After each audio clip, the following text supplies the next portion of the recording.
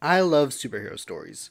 They are my absolute favorite way to experience any story or genre. I have always loved them, even when I started looking at anime. Hell, the shonen genre is practically the Eastern equivalent of Western comic books. Like Dragon Ball is my absolute favorite franchise, and if you looked at all of its essential components, you'd realize it's a superhero story. Very clearly a superhero story. But I digress. The similarities between Western and Eastern comics can be a topic of a whole nother video. Today, I want to keep us strictly on the subject of a particular superhero comic. A new one. A brand spanking new one that's been out for like a little more than a year, you know? It's a comic that isn't getting enough love. At least not as much as it deserves, due to the dominance of the big two and the general negative stigma associated with modern comics. Despite all that though, I believe the series has been reasonably popular and successful so far. But the question remains, what series is that? You already know the answer to that. You saw the title, you saw the thumbnail, you know the answer. A little comic called Radiant Black. My current favorite comic book series to read along with. Since issue 2, I've been here and have no intention of dropping it so far. I'm already super invested in the world's characters and lore, of which we still know relatively little. Now that I think about it, I need to explain exactly what Radiant Black is, don't I? Well, to start off, have you ever seen those Power Rangers, those Invincibles, or those Spider-Men and Womans? Take all of the essential ingredients used to make those franchises, mix them together, and voila! You have the recipe for something truly extraordinary. And that's really how I would describe Radiant Black so far. Truly extraordinary. I've read all 17 issues of the 17 issues released as of writing and recording this video. This comic is immensely proud of its roots. Which makes sense, considering the talent that works on it. A team of seasoned comic industry pros who have worked on tons of amazing comics. Writer Kyle Higgins and artist Marcielo Costa. Kyle Higgins is a very well accomplished writer in the industry. His run on Power Rangers has marked a real turn for the brand that's massively influenced the games and shows. And his work in both DC and Marvel is always enjoyable. And I'm damn sure that Radiant Black will have a similar, if not way bigger impact to the comic industry as a whole.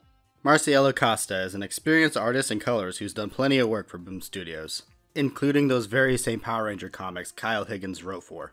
His style is incredibly energetic, full of emotion and movement. It's really stunning work. I am not kidding here. Oh, and did I mention that this comic has a soundtrack? There are 6 songs in total, composed via an orchestra by one Sam Ewing. Each one is focused on the first 6 issues of the series, and in my opinion, these are movie-level soundtracks.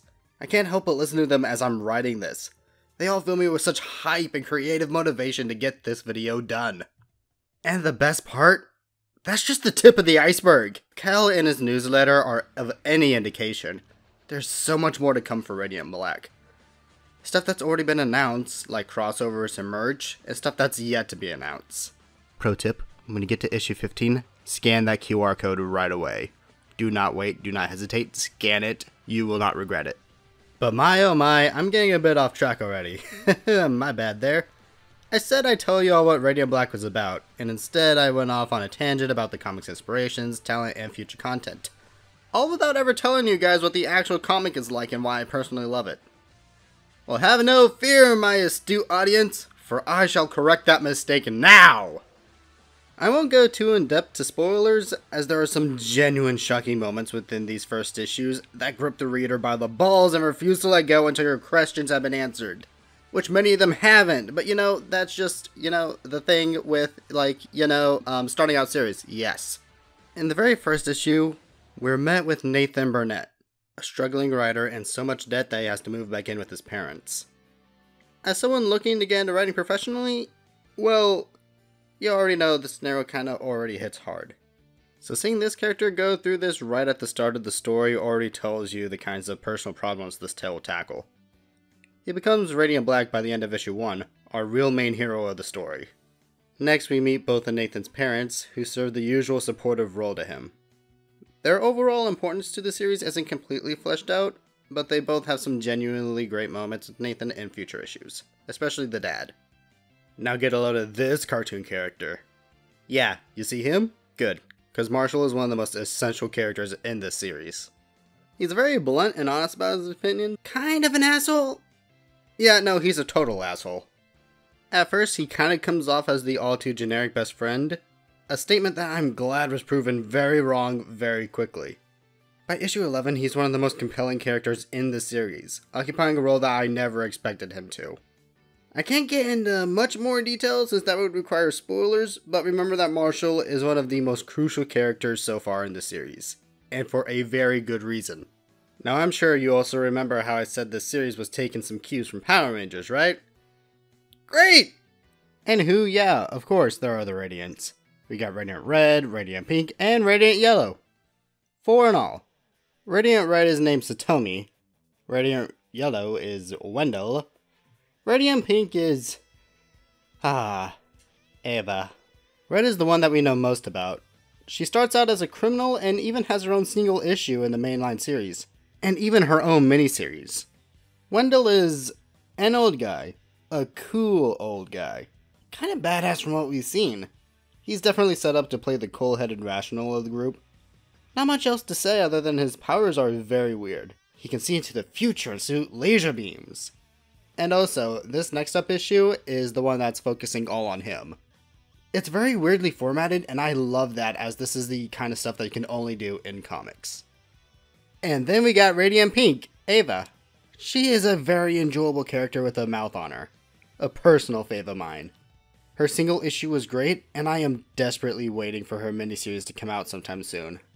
Oh, and she's also a Twitch streamer, so that's fun. Last and certainly not least, we have a villain! Glitchy! Or 001, marked for death by Catalyst, now in service to the new way, as he prefers. Again, not much is known, but he, by far, has one of the best designs in the entire series. Which is really saying something, because, like, just look at all these amazing designs. I know I previously complimented the artist, but I love his work in this book. Like, just so much. Anyway, now that we have the characters' introductions out of the way, why don't I go on and get to the actual point of this video? This comic and the ones to follow are bringing about a new age in comics. And I know, big statement to make after only 17 issues, 2 spin-offs, and 2 published sister series in Rogue Sun and Dead Lucky. And don't get me wrong, while this book is fantastic so far, its quality isn't why I say this. There are plenty of amazing comics out there that are comparable to Radiant Black in terms of quality. So why is this one going to change the comic landscape? Well, the answer may seem much more straightforward than you expect, but it's because that's the goal, the ambition. For the first time in forever, it seems like there's legitimate competition against Marvel and DC now. A newcomer that's coming around to shake things up. To show that you don't need established IPs to make a successful comic book, and that new original characters can compete with their best. For the first time in so long, we have an ambitious superhero comic that's not part of the big two. One trying to stand on its own feet and bring back excitement to the comic book superhero scene. And I feel that Radiant Black has done just that. I wouldn't be making this video if I didn't. In such a short time, this comic has wormed its way into my heart. And while it's still growing, still trying to find its audience, I have a lot of faith that it will. There's an energy around this comic and the creatives behind it. A power that's so infectious and inspiring. With Radiant Black, Radiant Red, Rogue Sun, Dead Lucky, and even Infernal Girl Red, a comic that hasn't even come out yet, you can tell how much effort the creators are putting into their work.